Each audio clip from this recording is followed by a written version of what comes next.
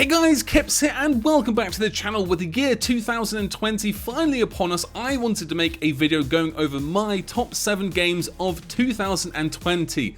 The games I am most looking forward to and the games I will be playing, and most probably what you can expect to be uploaded to the channel. But this video is not all about me. I want to hear what your most anticipated games are of 2020. Let me know in the comments down below, what games are you looking forward to in this year, what you're going to be playing, what you're not going to be playing, which games do you think look which games do you think look absolutely amazing. Let me know in the comments down below, but let's get started on my top 7 games of 2020. So to start us off, in number 7 is Animal Crossing New Horizons. Now, I know a lot of you wouldn't put me in the player base for Animal Crossing, but I absolutely love this franchise. There's a huge nostalgia factor for me each time I play any Animal Crossing. I remember when I was a very young kid, my mum and sister drove all the way to London with me to go to my very first gaming convention, and Animal Crossing was the first game I played at that gaming convention. I can't remember which one it was, but I just fell in love with the franchise and I'm so excited for New Horizons. I just hope to God there's going to be no more delays. Please, I really want to play this game, no more delays of it, and hopefully it's going to live up to the Animal Crossing hype and name, and it's going to be a great new addition to the Nintendo Switch. So coming in at number 6 is Rainbow Six Quarantine. Now this is an interesting title because we don't actually know much about the game. It's classed as a 3-player cooperative shooter with tactical action. Now take whatever you will from that, but I am so excited for this game. I love all the Rainbow Six games. I played absolute crap out of Vegas and Vegas 2. Rainbow Six Siege for me was a little bit of a letdown on release, but they have made the game much better now, so I'm hoping Rainbow Six Quarantine is going to be much better on release day, but I'm not holding my breath. I think they could do quite well, the Rainbow Six Quarantine. It'll either be a complete success or it'll be a complete flop on release. One of those two though, I don't care. I'm very excited for Rainbow Six Quarantine.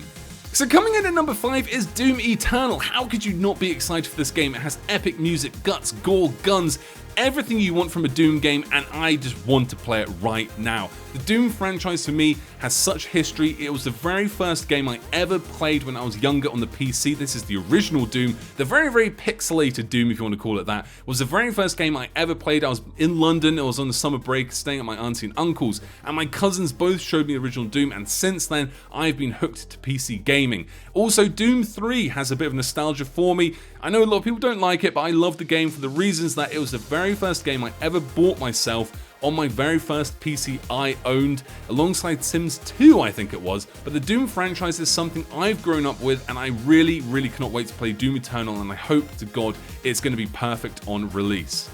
So coming in at number 4 is Minecraft Dungeons. Now I'm going to be honest with you guys, on announcement of this game I was so hyped. When I heard it's basically Minecraft and Diablo merged together, I was like, oh my god, I need this game right now. But looking at some gameplay of it, I'm not 100% sold on it. I'm not too sure, but it's going to be one of those games I have to play in person and actually see how it plays before I can give a real opinion on this game. But it does come in at number 4 because it's Minecraft, and also that it's a Diablo style Minecraft, and you know what, I think it's going to be epic no matter what. In third place is Half-Life Alyx. Now this is a very controversial title, I'll be honest. Being a VR only game, I feel this is going to really segregate the community. Not everyone owns a VR headset. Luckily I do, and that is why this is on the list. But if I didn't own a VR headset, this wouldn't make the list, to be honest. But I am very excited to play this. Apparently Valve are going to be pushing this in a direction we have never seen in VR games before. So I'm interested to see what they're actually going to do with Half-Life Alyx. But being a VR only title, I would have preferred a standalone or do what Borderlands 2 has done and have both. In number 2 is Mount & Blade Bannerlord. This game has been in development for so long now. If you're part of the Mount & Blade community, you will know how long we've been waiting for Bannerlord. We've been stuck with Mount & Blade Warband for so long. The game looks like it was designed by a 5-year-old. It is that old. The graphics are just stupid on it. But Bannerlord, looking at the gameplay, looks absolutely amazing. I really hope they keep some of the Mount & Blade quirkiness in there. We don't want it too realistic, but we still want some of the derpiness in there from the original Mount & Blades. This game, I think, is releasing start of 2020 in the next few months, but I wouldn't be shocked if they do delay the release by another year or two, so this may not actually release in 2020, but who knows, we may get lucky and finally get our hands on it, and this one you will be seeing on the channel. Before I announce the #1 game of 2020 I am most looking forward to, it is time for some honorable mentions. Now, 2020 looks to be a great year for gaming, and there is already a fantastic lineup, more than 7 games which I could list, which are going to be coming out in 2020, and we don't even know half of them. The second half of 2020 could have some real corkers, and I think this year is going to be a very, very good year. But some honorable mentions: Vampire the Masquerade 2, or Bloodlines 2. That game looks to be absolutely insane, and who knows, that could be a #1 game of the year. Skull and Bones looks like it could be an interesting one as well. We also have some Tales of Arise, sorry, which if you don't know, go and check it out. Wasteland 3 is an interesting one as well.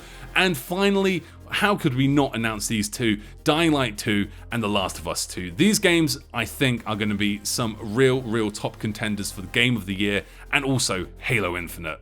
Ah, come on.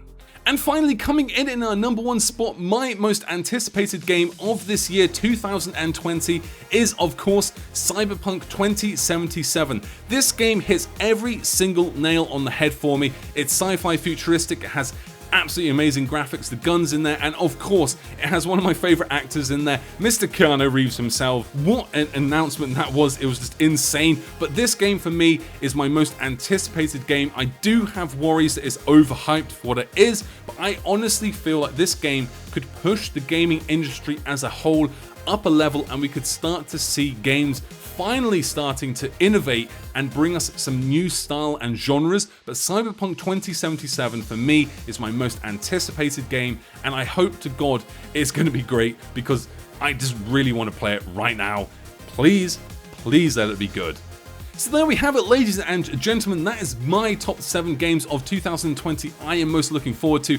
Let me know in the comments down below, do you agree with my list? Are you excited for Cyberpunk, or are you more interested in Half-Life Alyx if you own a VR headset? If you don't, you probably don't even care about the game. But let me know in the comments below. Also let me know, what is your most anticipated game of the year? What are you most looking forward to in 2020? If you've enjoyed this video, hit a like, subscribe some more, and I'll see you in the next one. Cheers guys, Kipps out.